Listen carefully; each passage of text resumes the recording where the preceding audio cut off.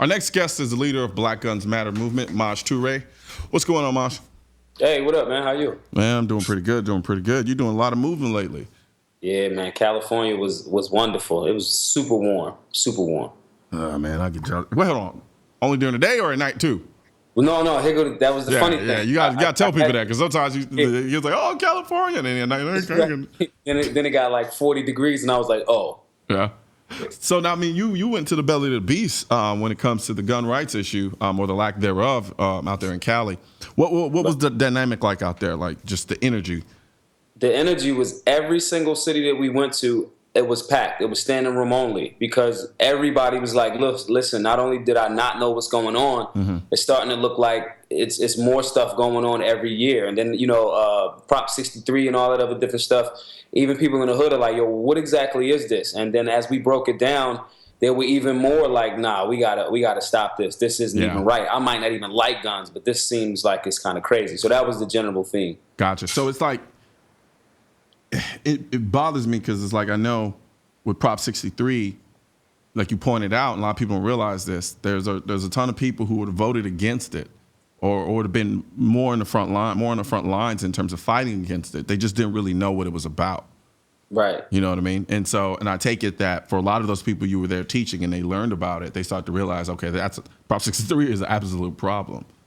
Yeah, when we broke down the actual rules, I mean, when you tell somebody, I mean, very basically, 10-round magazine, that's all you're allowed to have. Yeah. You know, and the questions start pouring in. They go, well, wait a minute.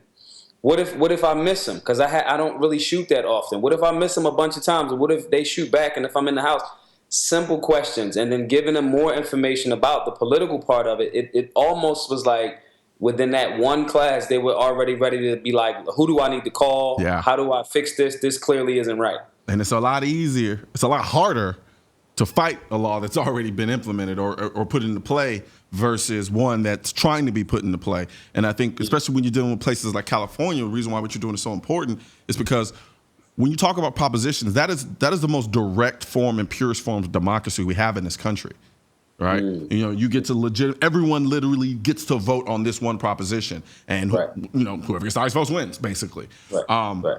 And so, the more people we can educate to get out there and understand how these laws work and the implications of those laws, the way that you do, I think it's invaluable at this point. I mean, it really was. I mean, to say the least. Yeah. So I hear you also have some new cities that you're adding to the tour as well. Yeah, what's been happening was we initially had 13, but so many people started reaching out to us saying, you know, we want this in our city. And the guy, shouts to Bill over at Last Stand Tactical, he reached out to us and said, what do I need to do to get you and what you do to our city? And we actually are trying to get more cities to do that.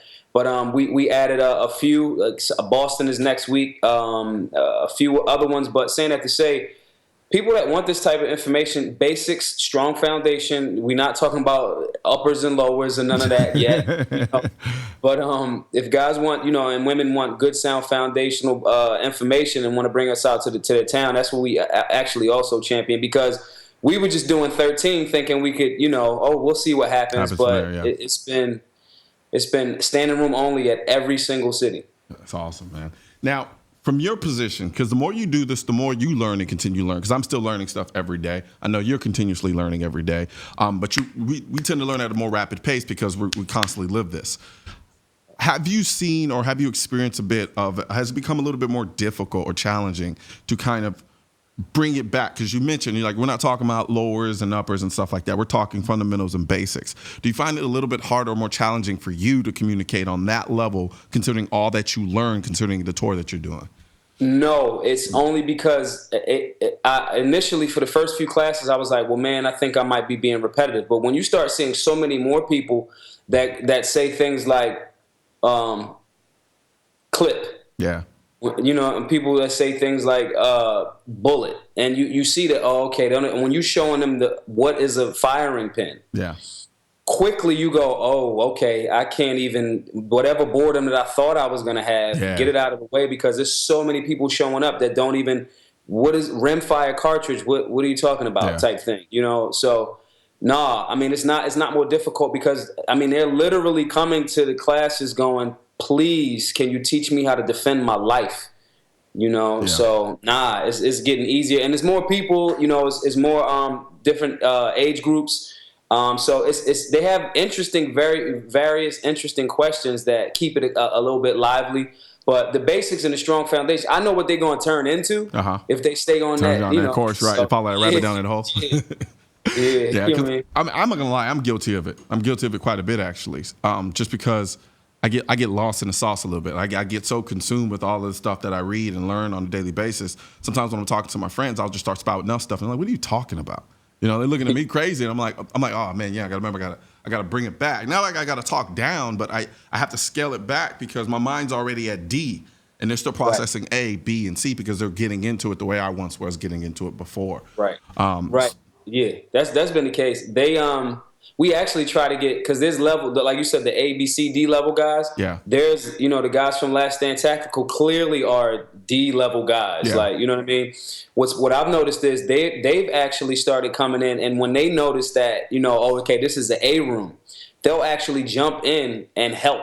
We've had Gotcha. NRA certified guys and women. Laura, who did our Sacramento law portion, law and firearm portion of the Hmm. class. She's an NRA instructor and she's a criminal attorney.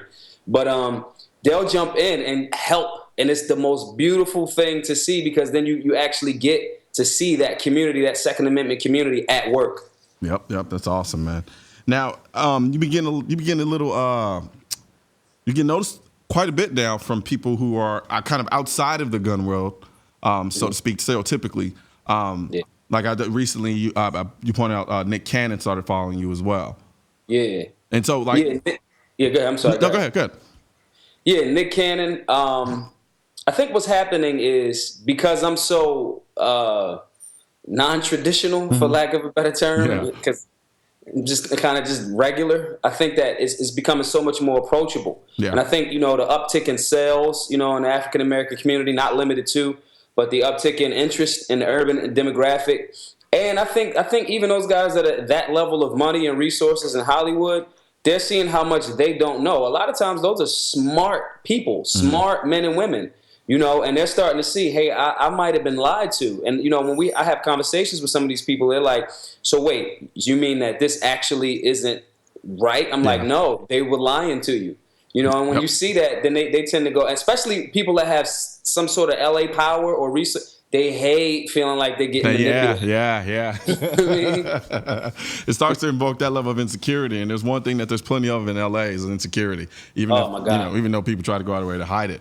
Yeah. But no, you're right. I think for I always espouse the idea of education as being the front and center part of what we do from a Second Amendment standpoint, because no matter how we slice it, whether or not you're good at what you do, whether or not I'm good at what I do, at the end of the day, we own the education component from the standpoint that when people have this information, Yeah. then it makes a lot of sense for them. And then naturally the progression is towards being more pro than anti. I've rarely seen a situation where somebody started to learn more about firearms and then went and became more anti than they did pro.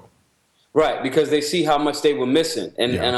or the other thing that I'll see is people will get something traumatic will happen to them or Yeah. somebody that they care about, and then they'll Absolutely. start thinking, I wish I did," and then they'll refer back to what you're explaining to them.